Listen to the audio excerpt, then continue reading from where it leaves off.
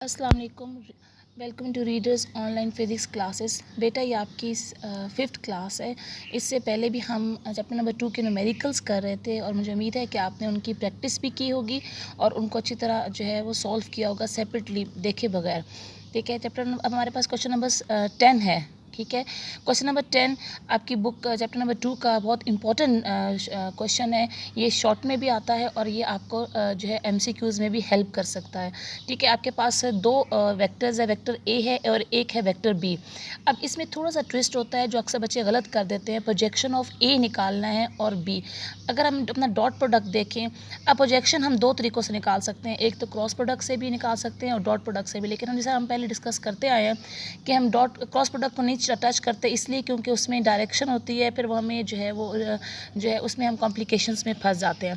तो बेस्ट है हमारे पास कि हम जो है डॉट प्रोडक्ट से हमेशा जो है एंगल निकालते आते हैं और मसले अपने सारे प्रॉब्लम डॉट प्रोडक्ट से हल करते आ रहे हैं। नॉर्मली हम ए डॉट बी पढ़ते आ रहे हैं, ठीक है, जिसमें हमारे पास जो बी कॉस थीटा है वो प्रोजेक्शन है बी का ए पे, लेकिन यहाँ पे वो मांग रहे हैं projection of A on B. इसका मतलब है कि हम ए डॉट बी की बजाय बी डॉट ए जो है वो सॉल्व करेंगे। यहीं पे ट्विस्ट होता है, यहीं बच्चे मिस्टेक कर जाते हैं। वो इससे सॉल्व करते हैं, हालांकि हमें इससे सॉल्व करना होता है। इसमें से हम फार्मूला बाय निकालें तो ये फार्मूला है। बाकी आपके लिए ईजी है क्योंकि आप करते रहे हैं। A dot B dot A निकालना है और बी का मैग्नीट्यूड निकालना है। बिल्कुल हमने बी की जगह पे बी की वैल्यू पुट की है, ए की जगह पे ए की। उसके बाद उसी तरह सेम वेरिएबल आपको 1 देते हैं, जिस तरह डॉट प्रोडक्ट आप पढ़ चुके हैं या स्केलर प्रोडक्ट आप पढ़ चुके हैं। ठीक है, जब हम इनको मल्टीप्लाई करते हैं तो हमारे पास -9 आता है। उसके बाद बेटा हमारे पास बी में का मैग्नीट्यूड, जिस तरह आप पहले पढ़ चुके हैं मैग्नीट्यूड कैसे निकालते हैं। दोनों की वैल्यूज़ निकालने के बाद आप यहाँ पे इनके अंदर पुट करेंगे तो आपके पास लास्ट में वैल्यू आती है ये वाली। इसके अंदर ए कॉस थीटा के अंदर पुट करते हैं। ऊपर आपने पुट किया है A dot B dot A और नीचे पुट किया है मैग्नीट्यूड ऑफ ए बी, तो आपके पास वैल्यू आ जाती है ये आपके MCQs में भी आ चुकी है बेटा, और आपके साथ साथ इसके अंदर आपके शॉर्ट क्वेश्चंस के अंदर के हिसाब से भी इम्पॉर्टेंट है। अब आ जाते हैं न्यूमेरिकल नंबर 8। अब न्यूमेरिकल नंबर 12 जो है हम ये स्टार्ट करने लगे। नंबर 12 क्यों, इससे पहले हमारे पास एक क्वेश्चन 11 भी है। 11 हम स्किप किया है क्योंकि वो इंपॉर्टेंट नहीं है और नॉर्मली वो पेपर में नहीं आता, उसको फिजिकली क्लास के अंदर ही सॉल्व करेंगे। अब इसके अंदर है क्या चीज़, हमने बेसिकली टॉर्क निकालना। टॉर्क का फॉर्मूला यह है जिसके लिए मोमेंट आर्म चाहिए होता है और फोर्स चाहिए होती है। ठीक है, इसके दो पार्ट्स हैं।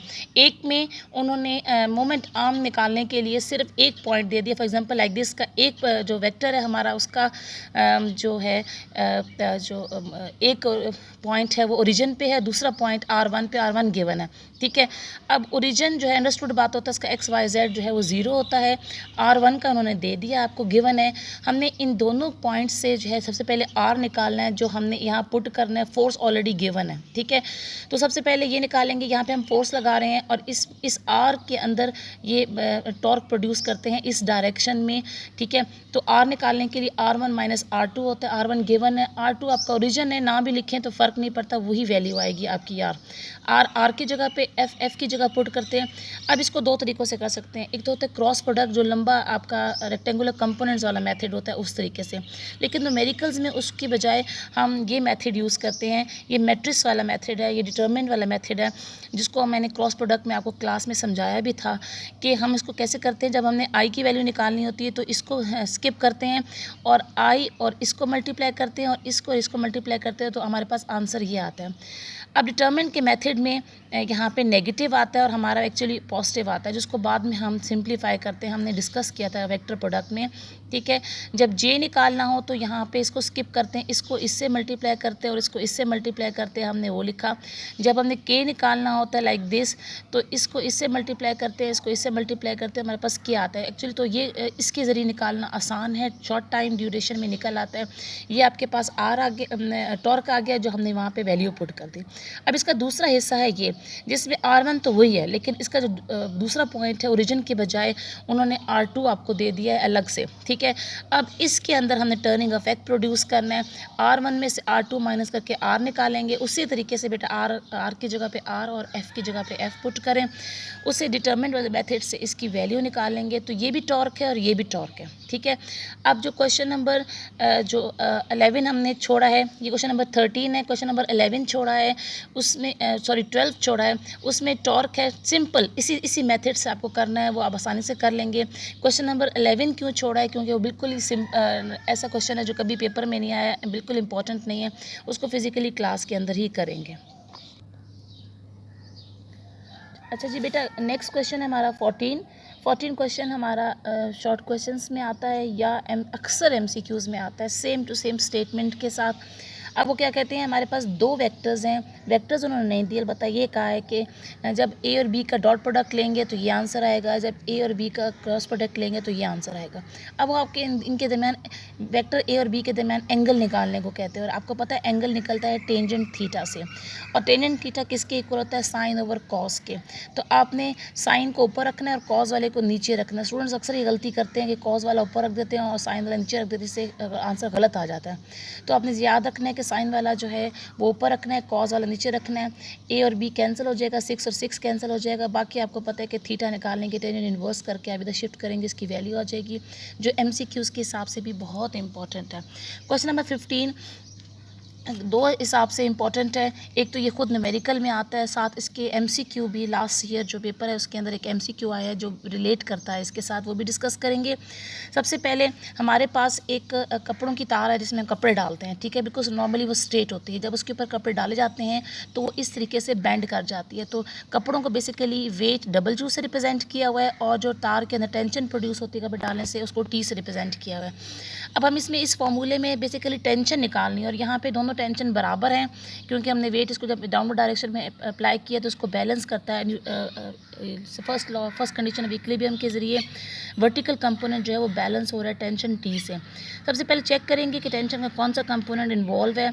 हमने इसका वाई कंपोनेंट बनाया, एक्स कंपोनेंट बनाया। अगर आप गौर से देखें तो इसका एक्स कंपोनेंट एक का इधर की तरफ मुंह है, दूसरे एक्स का इधर की तरफ मुंह है, ये एक दूसरे के इफेक्ट को कैंसिल कर देंगे, सिर्फ वाई कंपोनेंट जो है वो शामिल होगा इसके टेंशन के अंदर। तो हमारे पास सेकेंड कंडीशन ऑफ इक्विलिब्रियम है, उसके मुताबिक हमारा एफ एक्स भी ज़ीरो होना चाहिए, एफ वाई भी ज़ीरो होना चाहिए। अगर हम एफ एक्स लिखते हैं टोटल वर्टिकल में दो हमारे पास फोर्सेस हैं, एक टी कॉस थीटा ये वाली वर्टिकल ये इसमें कंडीशन में, और एक दूसरी हमारे पास है दूसरी भी टी कॉस थीटा है, लेकिन जब हम इनकी वैल्यूज़ पुट करते हैं ड्यू टू अपोजिट डायरेक्शन ये नेगेटिव साइन आ जाता है और ये कंपोनेंट इसको कैंसिल कर देता है।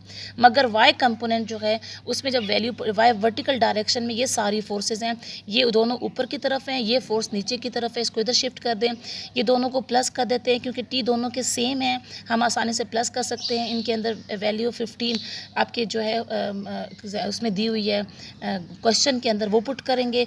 जब वैल्यू 15 पुट करेंगे तो इसमें से आसानी से टी बाहर निकाल सकते हैं, क्योंकि आपके पास वेट भी गिवन है 10, ये फार्मूले का हिस्सा है, और 15 भी फार्मूले में क्वेश्चन में दिया हुआ। जब वैल्यू पुट करते हैं तो उसकी टेंशन टी आसानी से निकल आती है।